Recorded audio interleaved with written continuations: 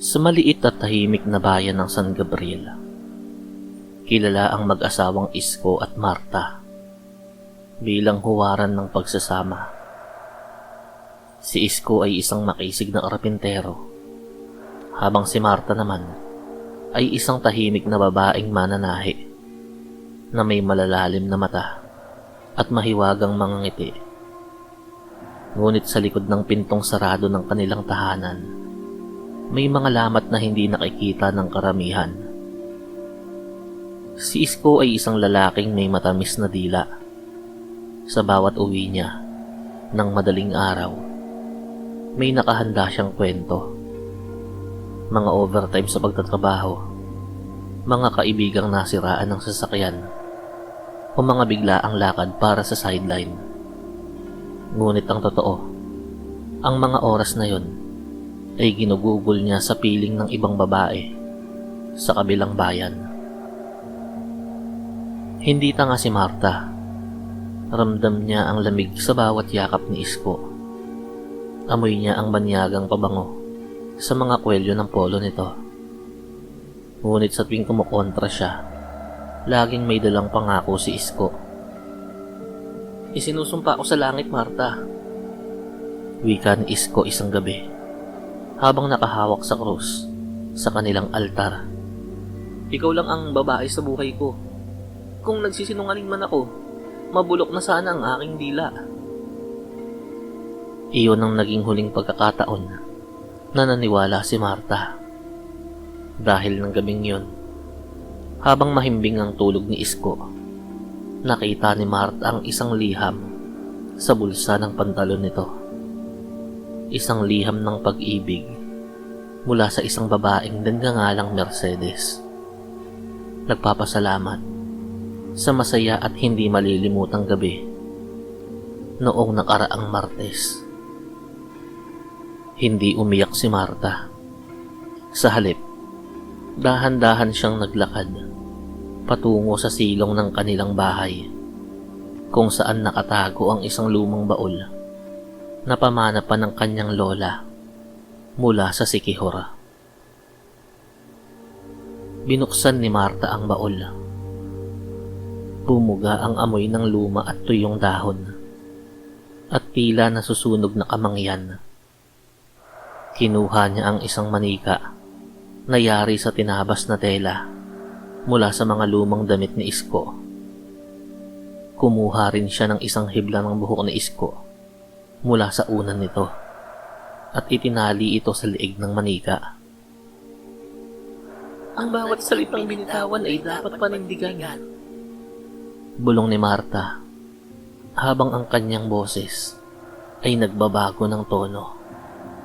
Tila may kasamang boses ng isang matandang babae. "Ang dila na ginamit sa panlilinlang ay siyang magiging mitya ng iyong wakas." Nagsindi siya ng itim na kandila.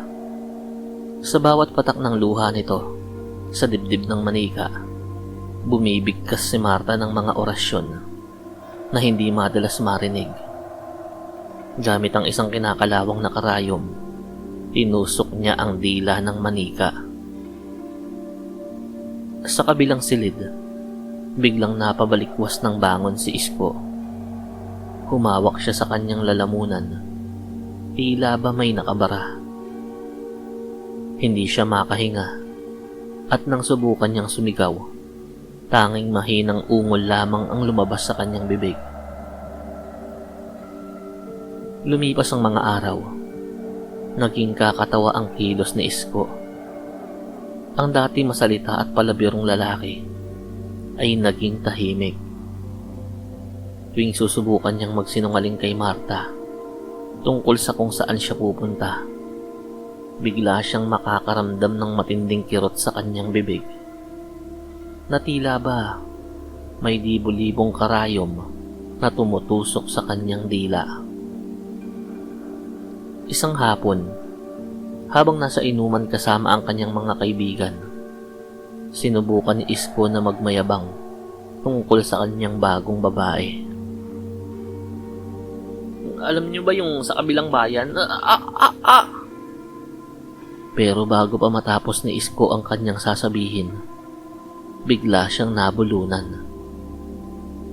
Nagsimulang umagos ang maitim na dugo mula sa kanyang bibig. Nagpulasan ng kanyang mga kaibigan dahil sa takot. Nang idilat ni Isko ang kanyang mga mata, nakita niya sa malayo ang kanyang asawa, si Marta, na nakatitig sa kanya habang may hawak na gunting. Tumagal ng ilang linggo ang paghihirap ni Isko. Hindi siya makakain ng maayos. Ang kanyang dila ay unti-unting nangitim at nabulok, gaya ng kanyang mga pangako. Nagpunta siya sa mga doktor, ngunit wala silang makitang sakit. Normal ang lahat ng resulta ng mga pagsusuri, maliban sa katotohanan na ang kanyang dila ay unti-unting namamatay habang siya ay buhay pa. Dahil sa takot, lumapit si Isko sa isang albularyo sa kabilang baryo. Pagkakita pa lang sa kanya ng matanda, agad na yung napailing. Mabigat ang nakakarga sa iyo, iho. Ang sumpa ay hindi nanggaling sa labas, kundi sa loob mismo ng iyong bahay. Ang dila mong ginamit sa panunumpa sa harap ng Diyos habang may laso ng puso ang siyang pumapatay sa iyo ngayon. Naintindihan ni Isko ang ibig sabihin ng albularyo. Kumaripas siya ng takbo pa uwi. Nais niyang humingi ng tawad kay Marta. Nais niyang sabihin ang lahat ng katotohanan, na mahal niya to, na nagkamali siya, na ititigil na niya ang lahat ng kalokohan niya. Nadatnan ni Isko si Marta sa kusina. Nagluluto ng kanyang paboritong ulam na dinuguan. Kalmado ang mukha ng babae. Tila walang anumang nangyayari. Lumuhod si Isko sa harap ng asawa. Sinubukan niyang magsalita. Mata, patawad. Ngunit ang lumabas sa kanyang bibig ay hindi salita, kundi mga uod. Itim na uod na gumagapang mula sa kanyang nabulok na dila. Ang bawat kasinungalingang sinabi niya sa loob ng maraming taon ay nagsaanyo bilang mga peste sa kanyang bibig. Ngumiti si Marta, isang malamig na ngiti. Isko, hindi ba't sabi mo, mabulok na sana ang dila mo kung ikaw ay nagsisinungaling? Tinupad ko lang ang hiling mo. Inilabas ni Marta ang manika mula sa kanyang bulsa. Sa harap ni Isko, kinuha ni Marta ang gunting at dahan-dahang ginupit ang dila ng manikang tela. Kasabay nito, ang isang nakapanghihilakbot na tili mula kay Isko. Isang tili na walang tunog. Isang pagsisisi na huli na ang lahat. Nang bumagsak si Isko sa sahig, ang kanyang dila ay ganap nang nawala. Naiwan na lamang ang isang itim na butas sa kanyang muka. Kinabukasan, natagpuan ang bangkay ni Isko sa gitna ng kanilang sala. Ayon sa pulisya, namatay siya sa atake sa puso.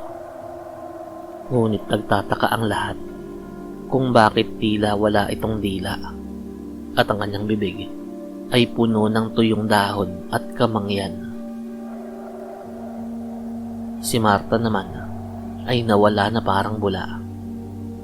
Ang tanging naiwan sa bahay ay ang lumang baul at ang manikang tela na wala ng dila.